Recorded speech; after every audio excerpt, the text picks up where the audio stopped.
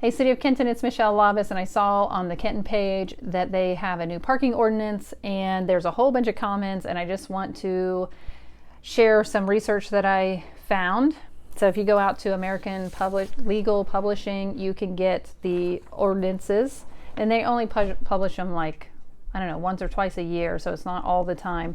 But here is the old one. It's the one that is in effect already that has a 2-hour parking, and it delineates the Carroll to Ohio and Maine and Detroit. It's kind of like a hash mark of where this applies. So it was already enforced 10 years ago. The state said you can't mark tires. That pretty much did away with monitoring, how long somebody's in a parking place. They used to have parking meters. People used to live downtown back in the day, and they would get tickets, and so that was a whole thing. It still is a whole thing if they wanted to make it that way.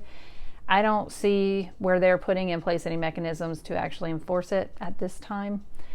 So that part didn't change. The things that they added, which here's the new one, the things they added were the 2 to 6 a.m. That's to have a time to clear the roads, keep them nice and clean, and then brush those bricks, because the bricks are part of the drainage for downtown, so you want to make sure that they're nice and clean.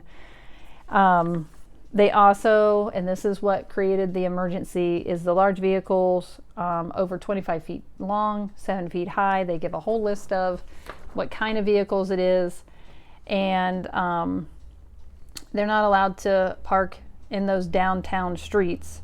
Now, if you have deliveries, a passenger bus where you're just unloading passengers, like they had people come to the courthouse and tour it, that's not a big deal. They have like 30 minutes to do what they need to do, and then they're out of there. So I don't think that any of it's too revolutionary in that sense. Now, the emergency procedures, you shouldn't use them very often. Like, you should kind of keep it to emergencies.